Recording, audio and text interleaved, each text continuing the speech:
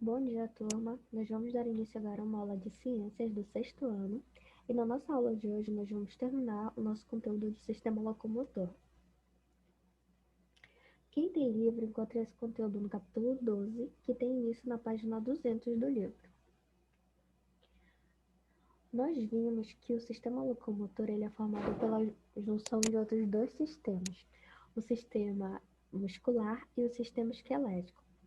Da parte do sistema muscular, o tipo de músculo que está relacionado com o sistema locomotor, que está relacionado com essa capacidade de gerar movimento, deslocamento, no caso, é o tecido muscular estriado esquelético, que é o tipo de tecido muscular que fica ligado aos ossos. Assim como os outros sistemas que nós estudamos, que passam por determinados problemas, que têm alguns quadros de doença, o sistema locomotor também pode apresentar alguns problemas. Então, nós vamos ver na aula de hoje algumas doenças que podem afetar esse sistema. Nós vamos estudar 4 doenças: as tendinites, a osteoporose, os desvios que a coluna vertebral pode sofrer e as fraturas que podem afetar esse sistema.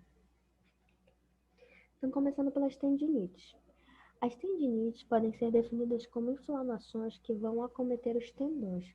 Os tendões são aquelas estruturas que vão fazer a ligação entre o músculo e os ossos.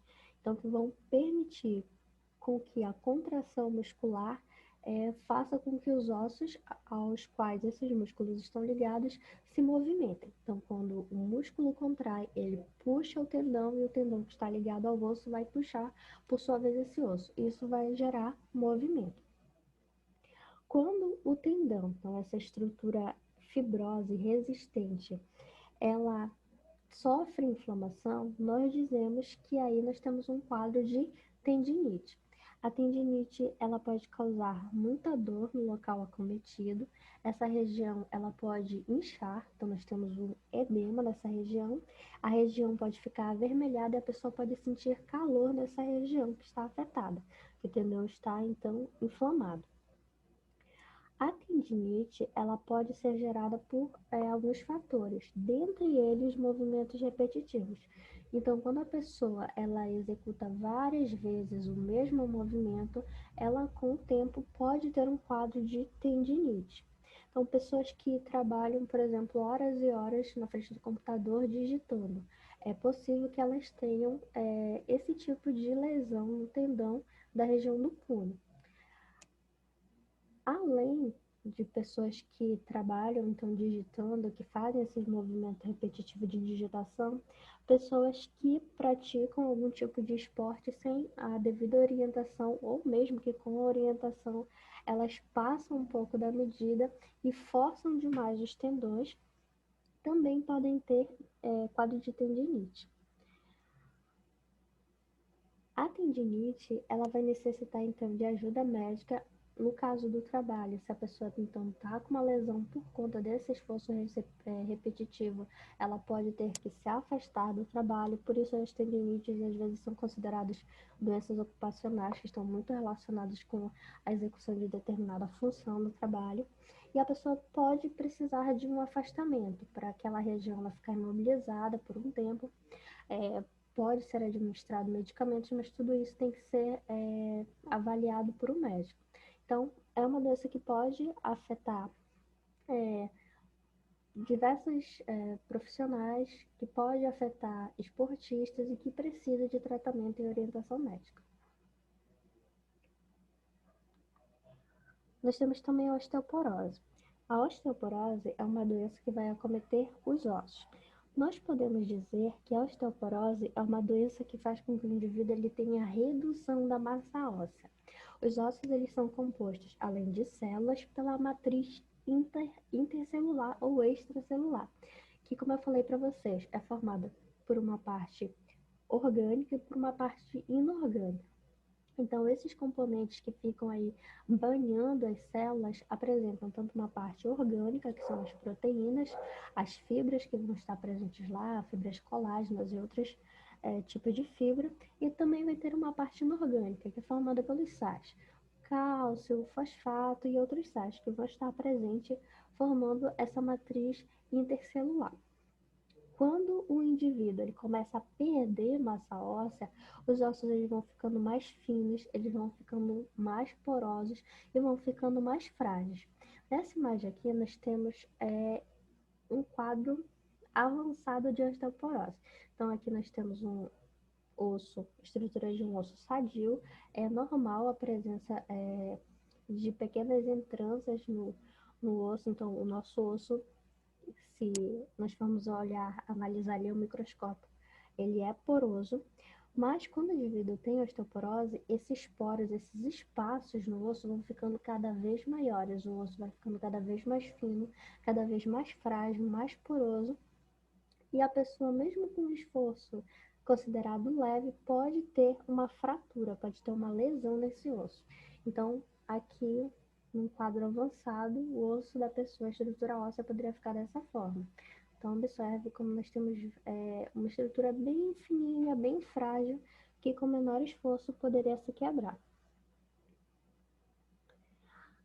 A osteoporose, ela é uma doença que vai afetar tanto homens quanto mulheres.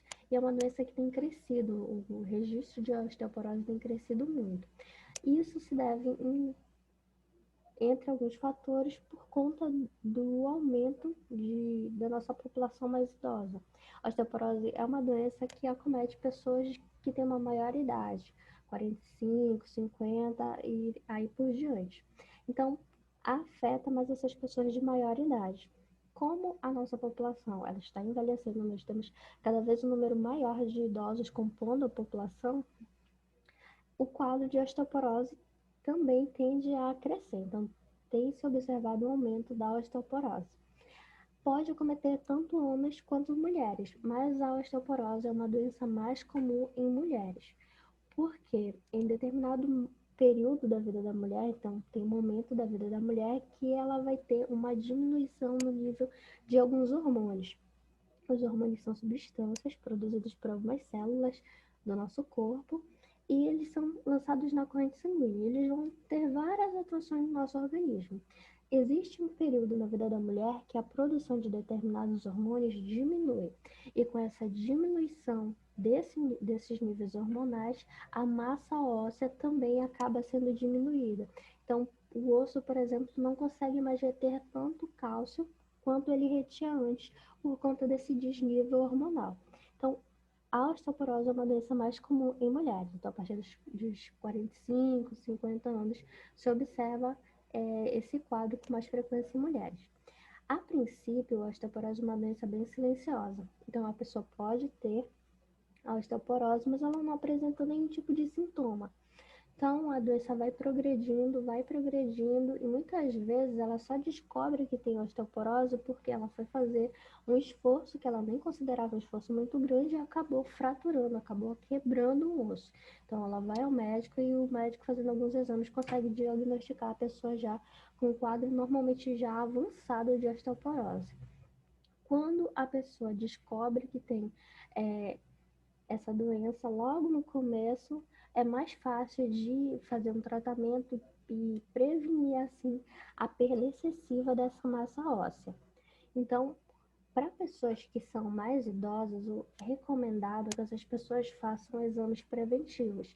Então, procurar um médico, fazer alguns exames para saber como é que está a estrutura desse osso, se esse osso está sadio ou não. E assim tentar, no caso de diagnósticos que a pessoa está perdendo muita massa óssea, tentar fazer um tratamento para tentar remediar essa perda, retardar o máximo possível essa perda de massa óssea. Quando uma pessoa tem osteoporose num grau já mais avançado, um tombo, levantar um objeto mais pesado já pode ser o suficiente para que ela tenha uma fratura no osso, para que ela quebre um osso.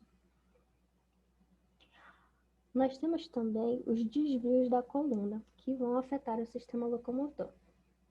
A nossa coluna vertebral normalmente já tem algumas curvas. Isso é uma coisa normal, uma coisa natural da anatomia do nosso corpo. Mas pode acontecer que algumas situações levem a uma modificação dessa curvatura normal da coluna vertebral. Uma das causas que pode levar a essa modificação na curvatura da coluna é a má postura. Então, Se a pessoa ela senta de uma maneira muito jogada, muito torta, com a coluna muito inclinada para um lado, para o outro, para frente ou para trás, se ela passa muito tempo deitada numa posição ruim, se ela, por exemplo, tem o costume de carregar um peso excessivo nas costas e normalmente ela distribui esse peso para um único lado do corpo, por exemplo, quando você leva uma mochila muito pesada, cheia de livros, e usa apenas uma das alças da mochila, colocando todo o peso no único ombro, isso causa um maior peso, então vai ser distribuído para apenas uma parte do teu corpo. E isso pode levar a um desvio da coluna.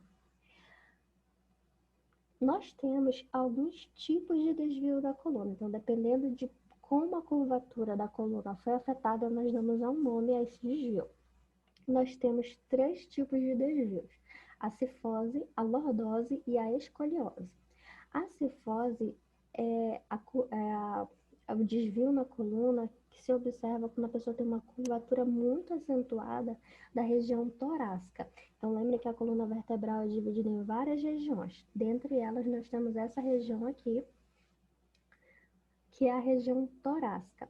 Quando a pessoa ela tem um desvio muito acentuado, como observado aqui nessa imagem, dessa região torácica, ela tem uma curvatura muito acentuada aqui, maior do que ela deveria ter, do que seria o normal, nós dizemos que essa pessoa tem um desvio na coluna do tipo cifose. Então, na cifose, a curvatura excessiva é observada na região torácica, bem aqui. Quando a pessoa ela tem um desvio excessivo na região lombar, e essa região aqui de baixo, então nós temos uma inclinação muito grande nessa região da coluna, nós dizemos que a pessoa tem um desvio do tipo lordose. E quando a pessoa ela apresenta uma curvatura lateral na coluna vertebral, nós temos um quadro que nós chamamos de escoliose. A pessoa tem praticamente um S na coluna vertebral.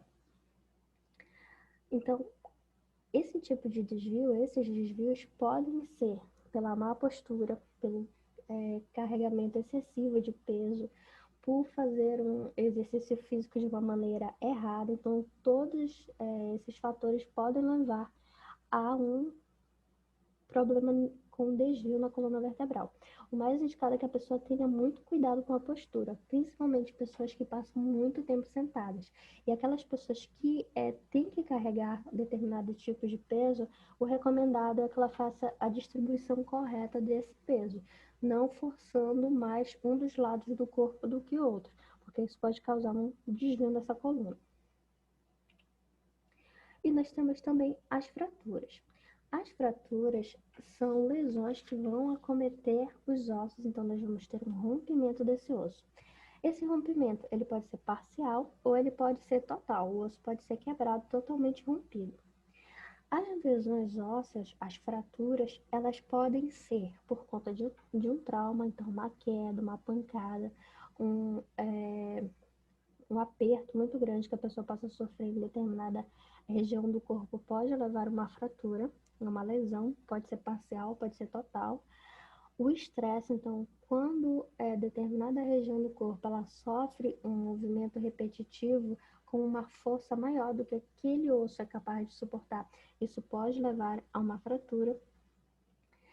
E nós temos 2 tipos basicamente de fratura. Nós temos a fratura exposta, que é uma fratura que acontece quando o osso ele se rompe, ele perfura a pele e fica exposto, por isso exposta. Ele vai sair do corpo e vai ser visível aquela parte do osso fora do corpo da pessoa. Essa fratura é uma fratura que nós dizemos que é mais perigosa, porque o osso ele perfurou a pele, como nessa imagem aqui. Ele perfurou a pele e ficou exposto. Então aqui nós temos uma área que é muito propícia para a entrada de vírus, de bactérias, de fungos, e a pessoa pode ter um quadro de infecção. Então essa daqui é uma das fraturas mais perigosas. E nós temos também as fraturas fechadas, que são fraturas em que nós temos um rompimento dessa estrutura óssea, o osso rompe, mas ele não vai perfurar a pele a ponto de ser exposto, a ponto de aparecer. Então aqui nós temos uma fratura do fêmur, só que essa fratura é do tipo fechado. O osso ele foi quebrado, mas ele não chegou a perfurar a pele e aparecer. Já aqui nós temos uma fratura do fêmur exposta, tá? Esses são apenas alguns exemplos de problemas que podem acometer o sistema locomotor. Nós temos vários outros, mas eu destaquei para vocês apenas esse. Bem, gente, por hoje é só. Aqui nós terminamos esse conteúdo, capítulo 12 do nosso livro, que falava sobre o sistema locomotor. E até a nossa próxima aula.